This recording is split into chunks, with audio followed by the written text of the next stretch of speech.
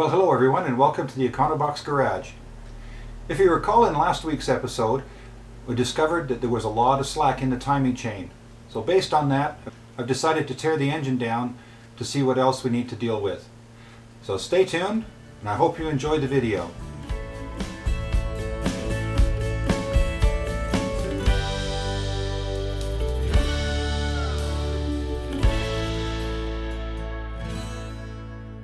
Now, with the discovery of that really stretched timing chain, I've got a new course of action on the engine.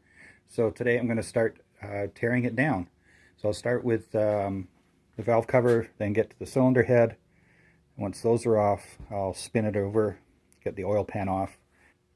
So then once I have the oil pan off, then I can have a really close look at everything and to see if there's any further work that has to be done other than replacing gaskets.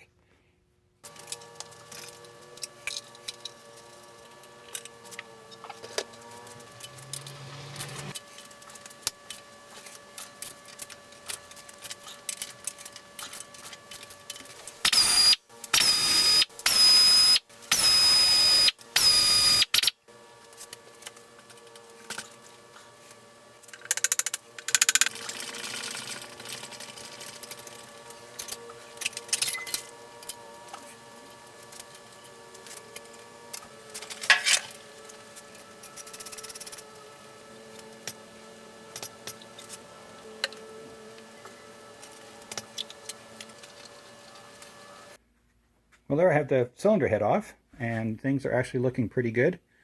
Not a lot of play in the top of the pistons, and the bores are not scored. They're nice and smooth.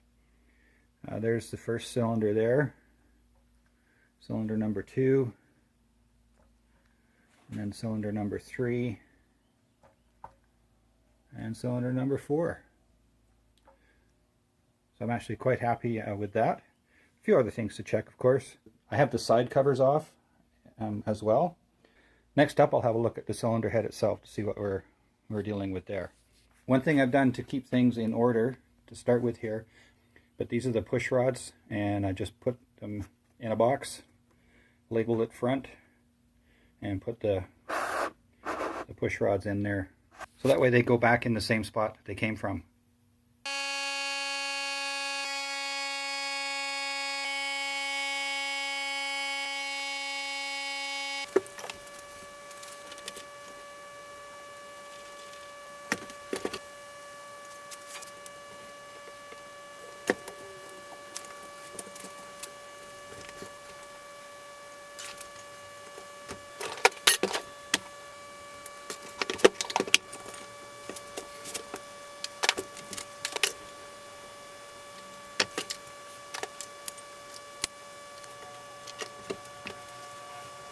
Just strip the valves out and everything, and starting at number 1, that's what we're looking at.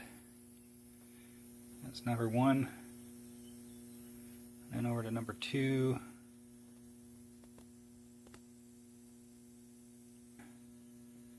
number 3, and then number 4. The intake valves appear to be in really good shape, but after cleaning up the exhaust valves, I discovered that number 3, second from the left in the photo, was distorted and noticeably longer than the others. The face of that valve is more concave than the others as well. Okay, now that I've got the cylinder head all apart, I'm going to flip the block over now, and I'm going to pull the oil pan. Now, just as a point of interest, the socket I've used for both the crank bolt and the bolt that holds the timing pulley on is a 33mm axle nut socket, and it works like a charm.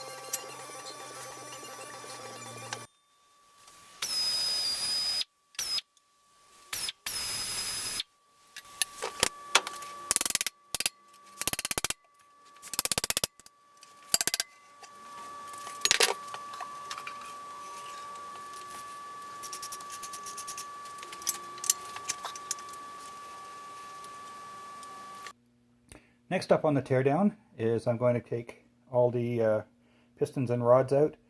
I'm going to bend these little lock tabs back. So once the pistons are all out, then I'll get started on the crank.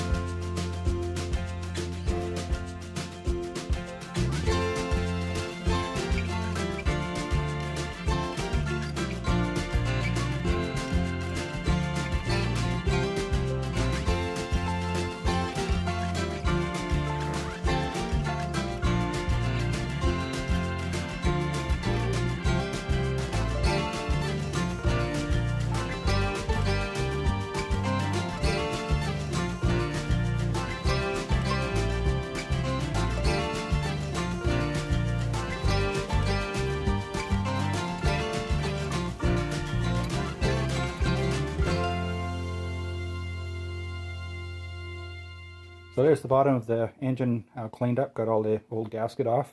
To help with that, I used this CRC gasket clean. It works really well. I've also used it for cleaning the tops of pistons and the like. So I found it to be quite versatile. I'll put a link to this in the description below.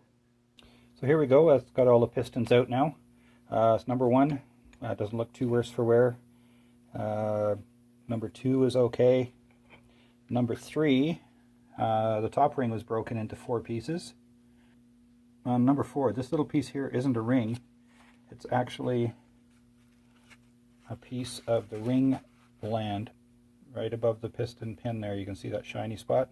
So that's where that came out of. So definitely going to have to get at least 1 new piston.